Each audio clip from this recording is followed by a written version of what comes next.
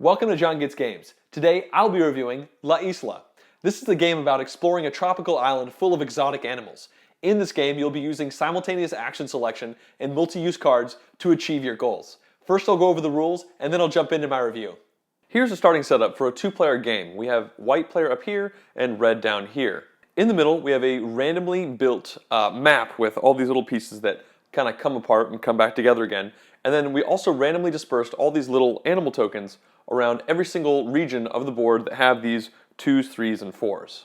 At the start of each turn, every player draws 3 cards from the top of the deck. Each player has a board like this in front of them with an A, a B, C, and D slot. However, you'll notice the C is kind of curved and A, B, and D are rectangular. That's because we're going to be putting our 3 cards on A, B, and D. Simultaneously, each player is going to decide which of these 3 cards goes to A, which goes to B, and which goes to D. To understand this decision, we need to know the 3 different parts of each card. The top half of the card has a bunch of icons on it, and each card has a different set. And this is the A portion of the card. So that means if we put this card down here under A, then only the top half of this card will count, nothing on the bottom will. The second part of a card is the bottom left-hand corner, which always has a cube of varying colors. There are 5 in the game.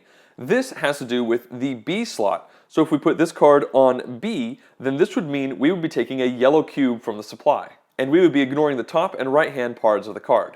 The third part of each card is the animal in the bottom right-hand corner. There are 5 different animals in the game and they show up down here. When you put a card in the D slot, then only the bottom right part will activate, not the top or the left-hand side. Once every player has simultaneously selected which card goes into A, B, and D, we reveal them. Now we can reveal A's and B's all together with no particular order. So each player is going to flip over their A's and they're going to immediately slide it in to the top slot in any of these slots on the top of their player board here.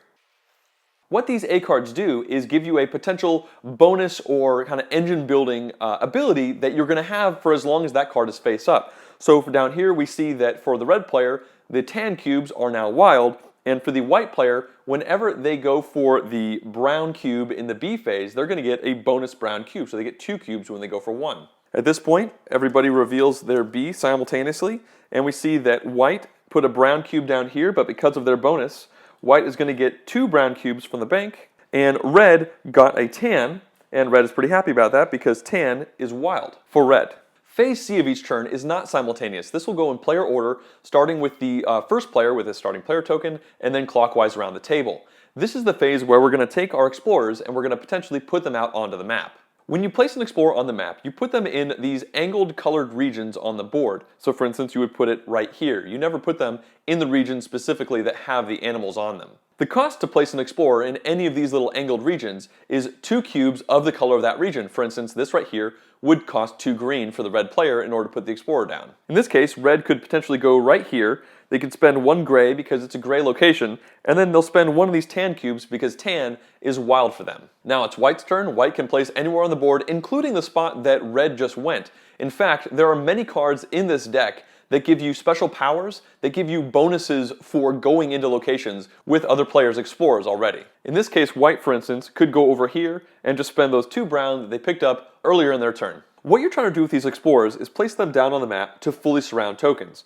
We see these little numbers, a 2, a 4, and a 3. That shows you the number of spots that it takes to surround that animal. So this moth right here has a 2 on it. That's because it's flanked by these 2 locations. The moment white places an explorer down here, white is going to take this token and they're going to immediately score victory points equal to the number of spots it took to surround. So white would immediately get 2 victory points and then we keep this token for the rest of the game. This means it's also possible to get multiple tokens in one move. For instance, if white went right here, they would immediately surround this frog and they would immediately surround this dodo. They get both these tokens and they would get 4 plus 2 or 6 points. You also have the option to not place an explorer out on the map. Maybe you can't, or maybe you choose not to. But if you don't, you get to take any cube from the bank you want and put it into your supply for following turns. You might have noticed all the little icons that are on the angled spots that these explorers can go on.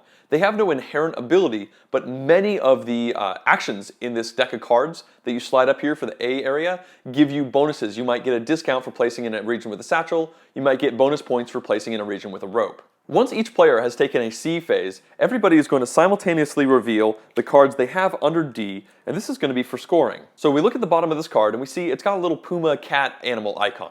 We look over to the scoring track here and we take the little purple cylinder and we move it up once on that track, because that matches the same icon. Anytime a player increases one of these score tracks for the animals, they immediately get victory points equal to the number of that animal they have in their possession. We see that red player here started with 2 of these puma cat-like animals here, so red bumped that one up. Red is going to get 2 victory points right now. And at the same time, white revealed a card with a mouse on it, so the mouse track goes up once, but since white currently has no mouse tokens, white will get no victory points for that. At this point, each player discards their last card, and we move the starting player token clockwise around the board. And now each player draws 3 more cards from the deck, and they proceed to take another turn. A couple quick notes about the A slot on each of these player boards. When you have a turn so that you are going to place the 4th one, all you do is you just slide it in and you cover up a previous ability. You no longer have access to that, but you're forced to do this every single turn. And the other thing is you're never allowed to have 2 of an identical ability. So I could not have this ability in here to get a double bonus off of the brown cube. However, if I had a color that perhaps got me an extra yellow cube when I go yellow, that's totally fine. And here's a couple more examples just to give you an idea of the actions that can happen. This one right here says every time you take a puma tile from the board, you immediately get to bump up any of the scoring tracks for any of the animals, and of course immediately get victory points for the number of that token you have. This one right here gets you 2 points whenever you put an explorer in a location with an opponent, so that's great. And then here's one of those discounts: whenever you put an explorer on a spot with a hat, you get to pay only 1 cube of that color instead of 2. Let's look at the animal scoring tracks a little more closely. We see that there is a 0 for this whole chunk, then we have a little 1, 2, 3, 4, and 5.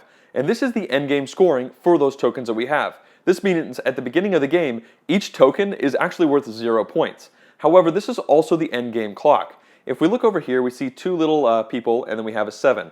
That means the game is going to end at the end of any turn when the sum of these scoring tracks is 7 or more. For instance, here, each moth is worth 3 victory points, each frog is worth 2, each dodo and mouse are worth 1, but collectively that's 1, 2, 3, 4, 5, 6, 7. If it was like this at the end of any turn, the game is immediately over and we shift into endgame scoring. In a 3-player game, the sum we need to hit is 9, and in a 4-player game, the sum we need to hit is 11. Now that the game is over, we can calculate our endgame points. First of all, you get 10 points for each complete set of the 5 animals you have. For instance, red here has 1 complete set, so they would get 10 points. Now each token that you've picked up throughout the game is worth points equal to its position on the scoring track. So these 2 moths right here are worth 3 points each for 6. These 2 dodos are worth 1 point each for 2. This 1 mouse is worth 1 point for 1.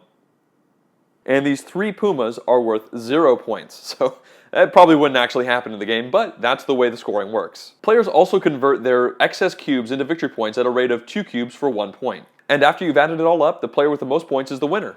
Cubes are the tiebreaker. For my review of La Isla, I'm going to explain my thoughts on each item of this list, starting at the top and working my way down. So let's start with positive number 1. This has to do with how streamlined this game feels, largely due to almost everything happening simultaneously. Only the putting the explorers down phase of the game happens in turn order. For the most part, everything else is just deciding on things all at the same time. And what that means is you have this satisfying experience where you're making interesting decisions and you're like, ooh, this one, but that one, wait, not that one. But you're not also worrying about everyone staring at you, like being bored because it's not their turn. It's pretty much always everybody's turn, so everybody's making these crunchy decisions at the same time. But ultimately, the game almost always lasts about 45 to 50 minutes, regardless of your player count. So it kind of has a feeling of a game that's much longer in a very tight, compact amount of time. So it almost becomes a super filler to me. I mean, 45 minutes, that's pretty quick. You can squeeze that in at the beginning or at the end of a game night without a problem. And I think it's a testament to this game that it's a really fun, satisfying experience while at the same time being incredibly time efficient. Positive number 2 has to do with those multi-use cards that you draw at the beginning of your turn and that really the whole game circles around how you're going to use them. Now, multi-use cards in general as a mechanic is not necessarily new, but I think this game does a very good job of streamlining that mechanic into a slightly lighter experience while still having great decisions. When you look at those cards, you usually only have 3 of them in front of you. You're really thinking about the pros and cons over that cube color that you really need versus that animal token which you already have a bunch of and you really want to score big in the end game versus those actions that are up on top. And they intersect in very interesting ways, and I really enjoy that decision while you're sitting there looking at your hand, trying to figure out which is going to go where. Now, sometimes the game does not provide you with as many opportunities as you might want, like all 3 cards might have the same color cube, and that color cube is not good for you. But usually, you're going to have very interesting decisions to be made with such a very small amount of cards in your hand.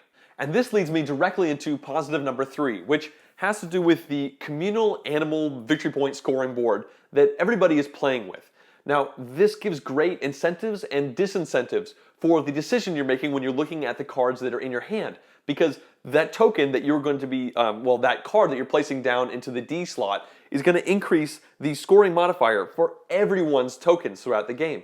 You're not always going to have a hand of cards that are going to have the animal on it that you maybe have a bunch of tokens on. So you're often going to be looking at the tokens that your opponents have, looking at the tokens that they might be about to get on the player board, and deciding how that's going to affect which card you put down to increase one of these, because you're going to be increasing one of these no matter what every single turn. So I love the fact that these modifiers are communal, and it adds a little bit of indirect player interaction that I think works really well in this game.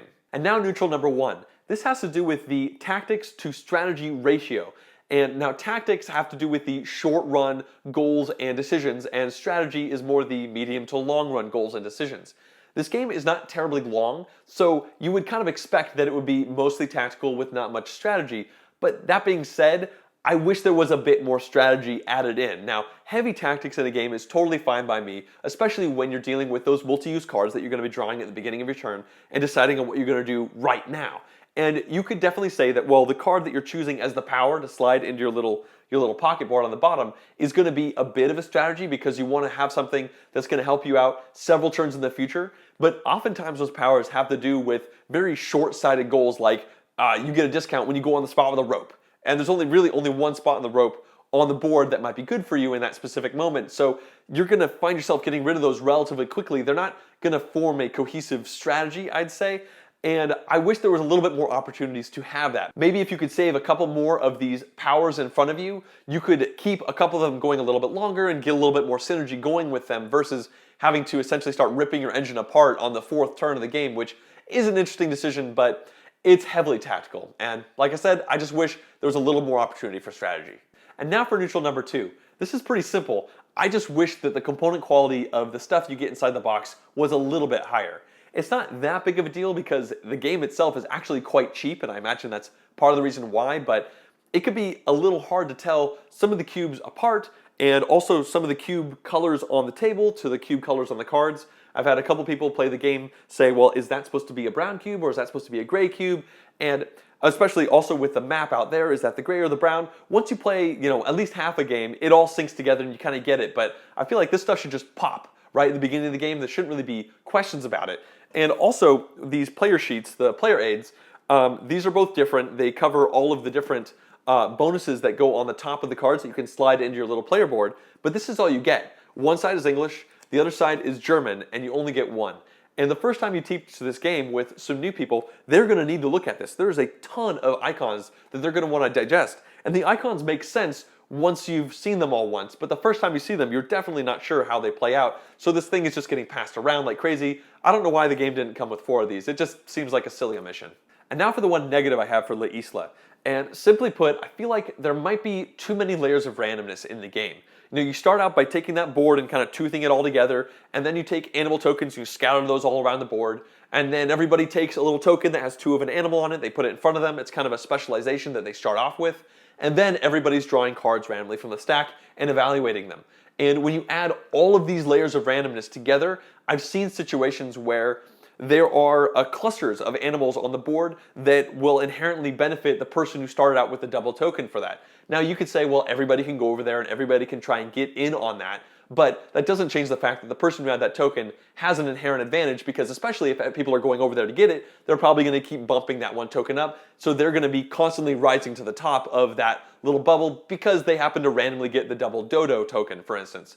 I've also seen situations where, since the game is relatively short, people just never get good hands. They have these abilities they're trying to make work, and they never sync up together, and they're constantly, well, taking this one out, maybe this one will be good, and whenever that's happening, this person is doing like 2nd and 3rd rate turns, they're trying to do the best they can with the cards they've got, they look across the table, and there's somebody who's just this card sinks into this card, and I get a wild card for this, and when I place on a hat, I get 6 points for that, and then I, of course, score the dodos, and I get 5 points for that, and I've been scoring dodos every single turn, and it just kind of drives that person who's getting the lackluster cards a little bit crazy. Now, ultimately, this game is not broken because of this, not by any means, especially considering it is short, so if you have a run of the game where you just feel like you're getting bad luck, well, good news, it's going to be over in 45 minutes and you could try again and maybe that won't be the case. But ultimately, I do wish luck played a little bit less of a factor. I'm not sure how I could really do much about that. I've thought about maybe going down to single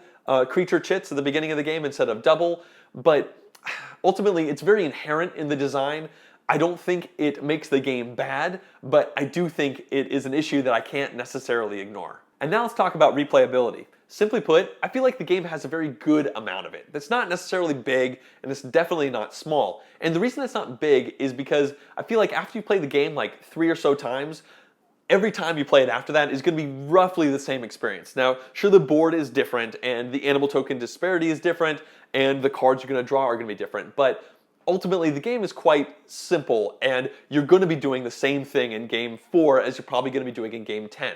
Now, that's not that big of a deal because what you're doing is enjoyable, but it's not going to be new doors opening up once you've played this game 15 times, I don't think. And on the flip side, it's not low because of all the different random setups that you have in this game. You're not going to feel like, oh, you've solved it at any point. And now let's talk player count. This game plays 2, 3, and 4 players, and I've tried all of those different combinations, and I have to say they all work really well for this game. The best is definitely 4 players.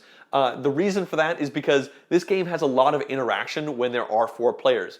Many of the cards in the deck give you bonuses of resources or discounts or just victory points for going on locations where other players' explorers are. And I found in 2-player game, it's a very solitary experience. You might cross over a little bit, but for the most part, you're probably going to be doing stuff on your own side of the board. Whereas in that 4-player game, you're all in each other's business like crazy, and I think that definitely adds into the value of the game. Also, the fact that the 4-player game plays just about the same amount of time as a 2-player game means if you have the opportunity, definitely play with more players because there's really no downside. In conclusion, I think that La Isla is a good game. I see it sticking around in my collection for quite a while. I came into it very excited, and I think that that excitement has definitely fallen a little bit once I realized just how tactical and random the game really is. But on the flip side, I've also enjoyed myself almost every time I've played it. Now, I did have one game where I really did feel like I was just hosed. Like, I never got the cards I needed, and I had a terrible score. I pretty much got lapped by everybody else, and this was not my first game. I had won games with huge scores already before this, and I know that that's going to probably happen again in the future, but I do see myself playing this game in a year. I do see myself playing this game in 2 or 3 years because it's so easy to teach. It's such a tiny time frame. I feel like there are many opportunities to get this game out and play it with experienced gamers and non-experienced gamers that it definitely has a spot in my collection and I think is worth looking into. I hope you've enjoyed this review. If you'd like to see more like it in the future, please consider subscribing to my YouTube channel. Thanks for watching.